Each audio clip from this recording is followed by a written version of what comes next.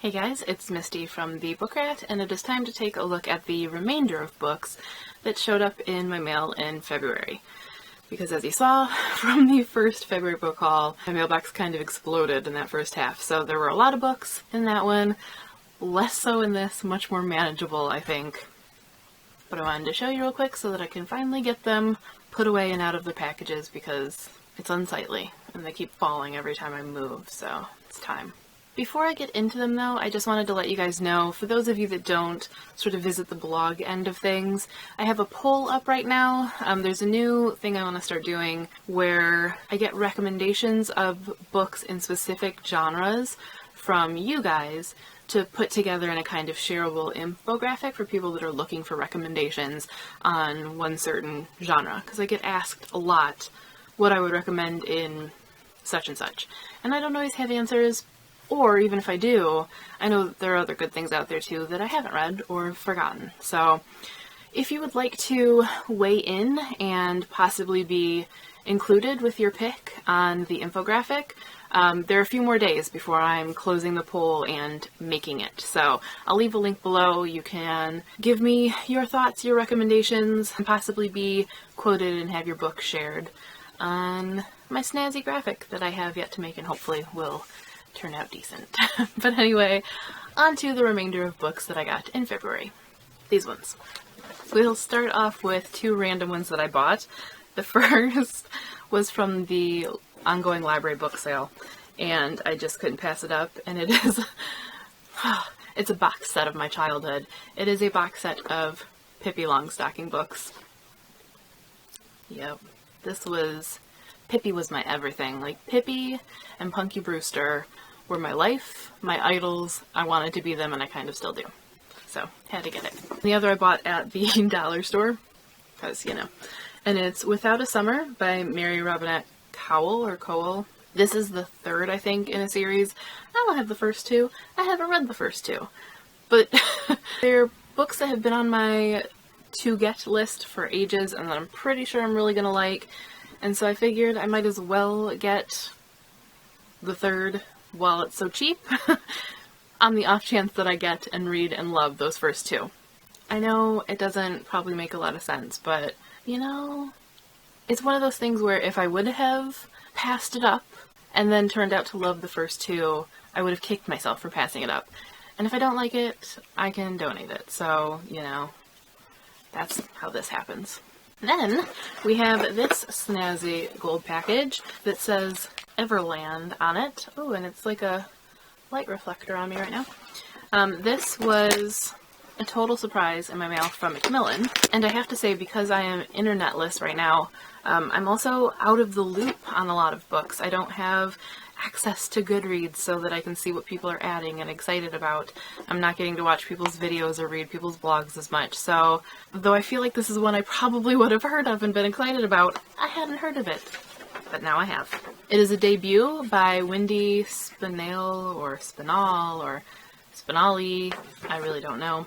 And it's a retelling of Peter Pan. So right off the bat, I'm in it. I love Peter Pan. But what I'm really excited about, well, I'm excited about the book, but as you guys know, I'm a sucker for packaging, and they sent it in cool packaging. It's snazzy and golden. And the book itself is pretty and has that velvety texture. Again, things that I love. It's also embossed, which I'm a big fan of. But anyway, cool cover. Looks like it's maybe got a little steampunk going on, and the tagline is "The only way to grow up is to survive." So, dark retelling of Peter Pan, I would imagine.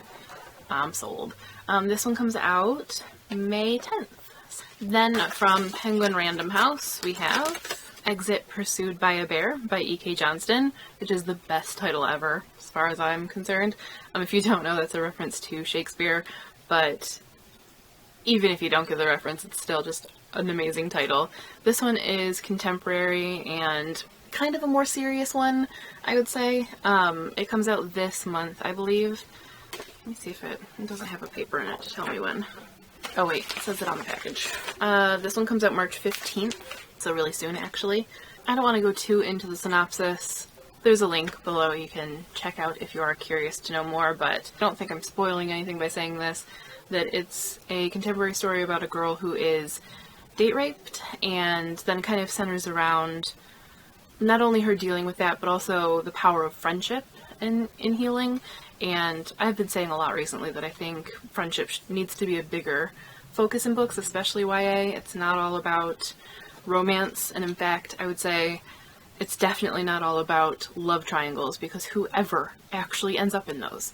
So it's nice to see something that is a little more true to heart. And lastly, for bookage, I got a package from Penguin Random House in the UK, and this one was part of a promo. See that random feather flying in front of my face? I don't know what that was all about. This was part of a promo called Dancer's Lament Assassins that I was a part of, where I got to assassinate people, which was very fun. But it's a copy of the book A Dancer's Lament by Ian C. Esselmont, which, as you'd probably gather from the cover, is fantasy and hefty.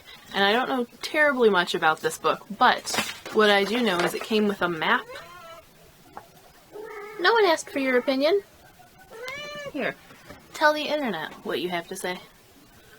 Oh, you don't have anything to say now? Oh, okay. You're so cute. I love you. Go on. As I was saying, came with a map, which is always a win, and little origami birds of prey and daggers for me to assassinate people with, which I did with glee. That was part of a promo to win books for people that were assassinated. They could also in turn assassinate people and then enter to win books from the publisher, but I just thought it was really fun. It's over now though, so sorry. That was all for the bookage, but the last thing I want to mention is this little thing I got from First Second Books, which is the graphic novel publisher that I talk about all the time. They're turning 10 this year and doing all kinds of like celebratory stuff, but they sent out like a little comic about comics, which I just thought was really cute. And soon I will be doing a little graphic novel week and talking more about them and some of my favorites from First Seconds. Keep an eye out for that, I guess. But that is all from this much quicker, much more manageable book haul. If you want to see the rest of what I got in February, I will link it so you can check out the book explosion. But now it's time for me to get reading, so that's all for this video. As always, thank you guys for watching and happy reading!